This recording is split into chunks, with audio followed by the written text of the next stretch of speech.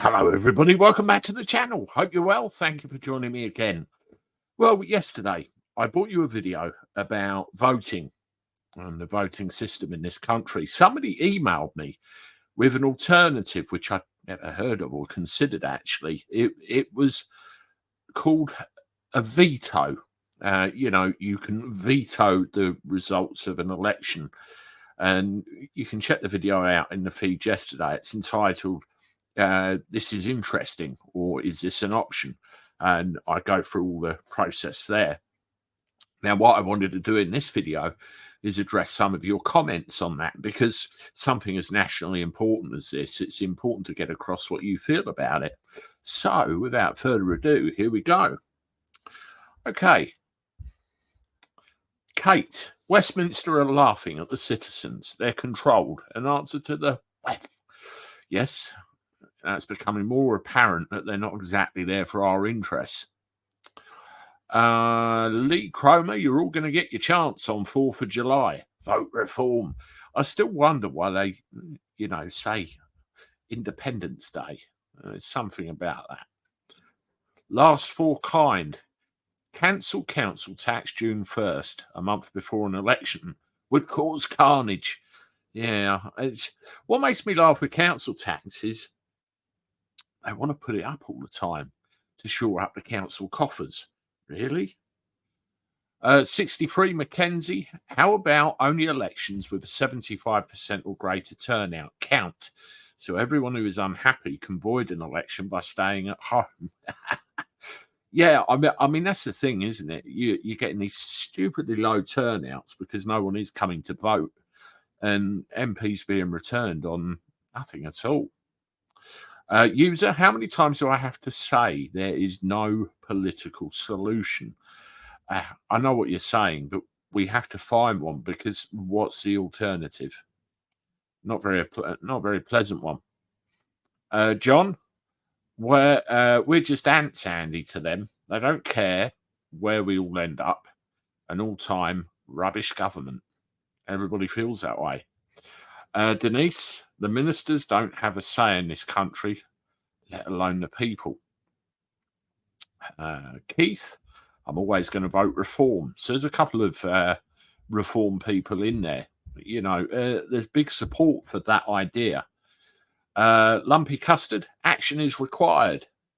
Making a mark on a scrap of paper makes zero difference. I tend to think it's about what you mark on the scrap of paper. Lumpy Custard, they don't care whether we're happy with them or not. They also don't care if we say we consent or not. We are well beyond politics by now, and a bit of a sword icon. And again, there's going to be many of you that feel like that. Declan Toomey, government choice, not the people, but who is controlling the so-called leaders?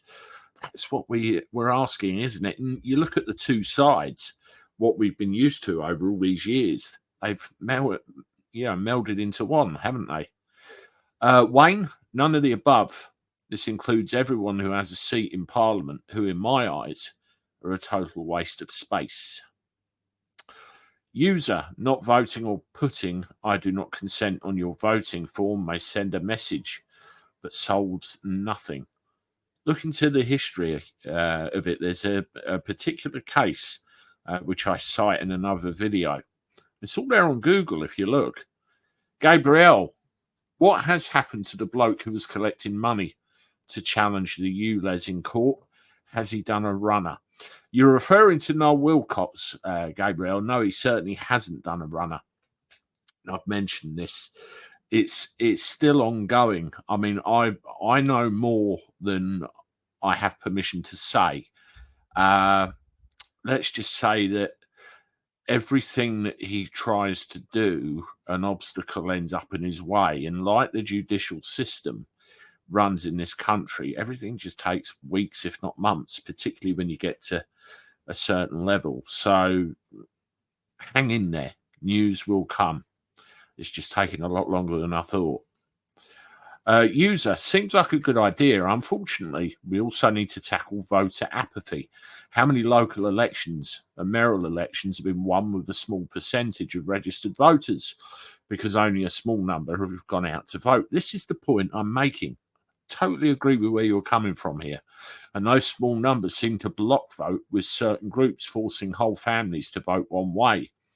I'm also in favour of voter ID, banning postal voting for all except the very infirm and seriously ill. I could have a beer with you. A lot of what you said, I totally agree with. Andy, go to your polling station. It's an opinion, not a vote. Simon, imagine if they had people take an exam to be eligible to vote, to understand who and what they're voting for, not blindly putting an X in a box, because that's what they have always done. Or my parents voted this way, so that's what I do. Or, well, he looks nice. Politics is or is meant to be a very serious thing. It affects all of our lives, and the general stupid public just treat it like a joke, which most of the time it is. So it needs massive radical reform in my eyes. But sadly, the powers that be will never, ever do that, as they know they would lose power. And that's why they will not do it. You know, you make sense. I mean, I come from a conservative family. They always voted Tory, always, never Labour. And as a result of that, that's what I did when I was still at home. And then when you get out in the big wide world, you start seeing a bit of life and working things out for yourself. And either you continue or you change. Now, the whole system is no longer something I recognise, certainly. And it gives me pause. I've been without a political home, really, for a great number of years now. Coconut Barnes. We have reformed voting for unions. Carry this on to political, general, local elections. Okay, fair enough. Simon, again, at the end of the day, if voting made any difference in politics, they would make it illegal. Absolute power corrupts. Absolutely, as they say. Heard that before. Coconut Barnes again. Like the recent London mayor elections, less than half participated, meaning he has no mandate. Again, I agree. Where were they to take up the position? My solution to drastically increase participation is to make it compulsory to vote. I hear what you're saying, but would that make people rebel even more in the other direction? A fine for those who do not.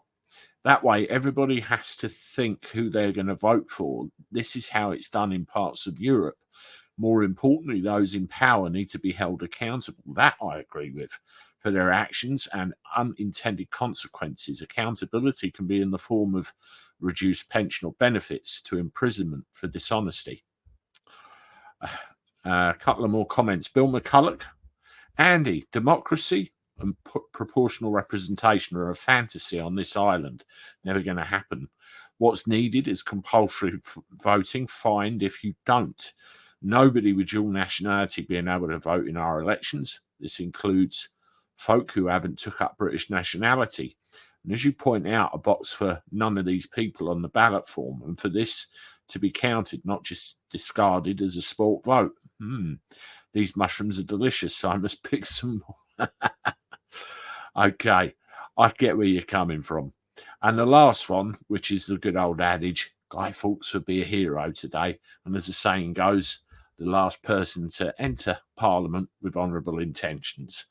An old one, but a good one. Well, there you go. Some of your comments, some of your feedback. Thank you very much. Make sure you hit the like button on this, subscribe to the channel. And as always, if you've got social media, please give my stuff a share. And I look forward to talking to you again soon. Toodaloo.